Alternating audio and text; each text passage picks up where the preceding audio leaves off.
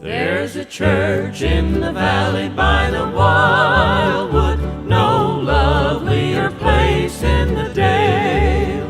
No spot is so dear to my childhood as the little brown church in the vale.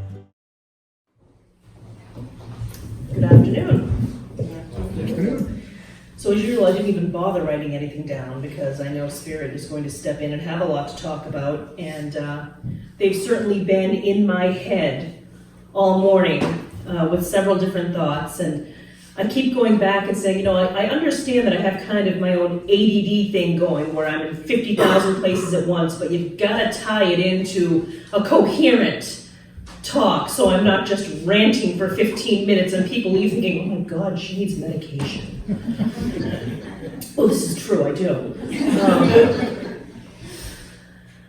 Today, I think what they bring to me most when I ask them, what are we talking about today, is they want to talk about honoring the people around us. And, well, as an example, Tom's mother is now at the point where she's considered in hospice. The end is near. Could be tomorrow, could be 5 weeks, could be 5 months. You don't know, so every day is a waiting day. And I bring that up not for sympathy, but because it was a lesson for me, because I recently had to have a conversation with his sons, who are 16 and 21, and are fortunate enough that they have not yet lost anybody very close to them, or maybe they have, but they're still at that age. They haven't lost anyone. They don't understand the implications. Because we as adults know you can never prepare to lose anyone. You might know that they're going to go, you might know that it's imminent, you might even have the day.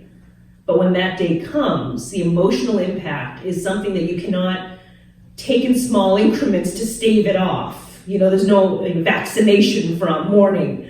When it happens, and it's always tragic. And it always has a series of emotional roller coasters that you will go through day to day. Now, these two boys are obviously too young to understand that, but what I wanted to get through to them was that, it's a very sober subject, but grandma may not be with us much longer, and it happens to everybody. So I reiterated to them, it's very important now for you to be with her and visit her as much as you can, because I know later in life they will regret not having gone and seen her when they could, had they not known. So I wanted to bring this to their attention to say, you still have her. And I understand, she has dementia. So sometimes she doesn't remember them. Sometimes she calls them the wrong names. Sometimes she's just not with it at all.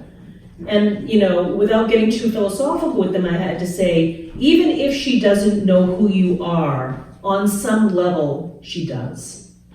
So please just go be with her and let her be happy with your company, even if she thinks you're a stranger. If she tells you the same stories over again, let her. Let her be happy in your company and just hold space for her. And this is just as much for them as it is to honor her, because I know that when she passes, they will be able to say to themselves, I did as much as I could. I was there for her. Because I know the regret that they would have later if they didn't. And it's sad, inevitably, when you go to funerals, friends, families, acquaintances, usually with families, you hear, it's a shame we never get together. I haven't seen you for 15 years. Why does it always have to be a funeral? We should get together more often. And then they all go their separate ways and they don't see each other again until someone else in the family passes. Because schedules, life goes on. I understand. But for me, it all comes back to honoring those people around us when we have them. Because, all right, so she has cancer. She could die any day now. But we don't know that I'm not going to get hit by a bus tomorrow. Or Tom's not going to get some crazy, insane, flesh-eating bacteria at work and be dead in 2 days. You don't know. Crazy things happen. A meteor could fall out of the sky. No one is ever guaranteed any time. And I don't want this to be a depressing talk, because really it's not In my mind, it's not about being depressed or being obligated to get out there and spend time with grandma. It's more about honoring the people that you love in your life daily, making that choice. You know, when you talk about marriage, people talk about, oh, it's really hard to be married, it's work. It's hard work being married, you gotta work at that. And I say, no, it's really not. It's choosing. It's a commitment. It's the commitment to wake up every day and say, I choose to be with you today and for the rest of my life. Even if we don't agree, even if we don't see eye to eye, even if things are really hard right now or we're not getting along, I still choose to be with you and to find a way to work it out. And if you do that every day, it will work out. But it can be like that in other relationships as well. It's important to tell the people that you love them, even if you'll see them tonight, next week, whatever. Because that time is not guaranteed, and it is so important to be present when you're with people so that they know you're holding space for them, that you're there, you're not on your phone, you're not chatting, texting somebody else while they're talking with you. And I understand, we all do it. Life is busy, we're multitasking. But it's very important in the important relationships in your life that you set aside some time, whether it's dinner, whether it's even 5 minutes. How was your day? What did you learn in school? What did you do today? How have you been? And be present for that period of time with them to check in and let them know how important they all are to you. Because in the blink of an eye, everything changes and they can be gone with no warning. We're lucky when we get warning.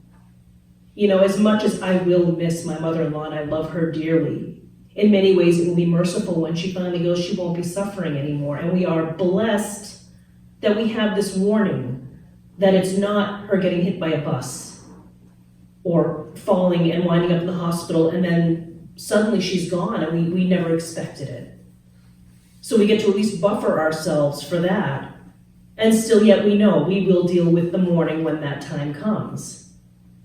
But for anyone in this room that I have not sat with personally or don't know as well as I could, I wanted to take this opportunity to say, I honor all of you as members of my life, as people that I would choose to put in the front row, and let you all know how much I appreciate you as individuals, that I do look forward to your smiles, that I do enjoy seeing you here, even if it's only one day a year, and I don't get to spend time with you outside of church. I value all of you, all of your time. The fact that you come, you listen, whether it's to me or to anyone else. And even if it weren't someone who comes to church, I try more and more to value the people that I do have around me, even just in brief interactions. And we talk about being kind and personal responsibility and paying it forward. And this is kind of what it comes into that. It's all about honoring, not just the people who have come before us, but even your children. Even the younger ones, even the ones who, oh my God, I'm just never going to understand that mindset. They all have valuable lessons to teach as well. And they're also sponges. And by showing them honoring, they learn to honor others. And we all say, oh, the younger generation, they have no respect for anybody. They don't want to wait. They want what they want. That can be trained out of them. And I'm not saying that in a negative way, like, you know, in a condescending way. They will eventually pick it up. They will eventually understand when they are faced with that themselves. They are on their own walk. I try to bring this lesson or this concept, if you will.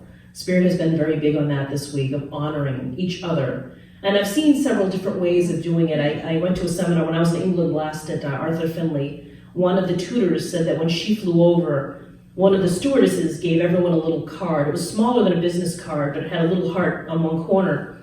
And what she would do is write down everyone's name and just a brief sentence for them. I appreciate you. You know, or, you know, you made my day. I love your smile. You have a great attitude. So, you know, it can be personal for someone you know very well, or it can be less personal for someone that you've just seen, but you were impressed by. And she gave us all, she passed around a basket full of all these cards and said, your goal this week is to find somebody to give this card to and just write something about them that impressed you, that made you feel like I wanted to say something to you, not just a compliment, but something that meant something to you so that they know, because otherwise they don't. We walk around our lives never knowing how many people we touch. So as we honor people, it's a way of recognizing that for them, so they know that what they're doing is being welcomed, is being perceived, and feeding back into that. And it was beautiful.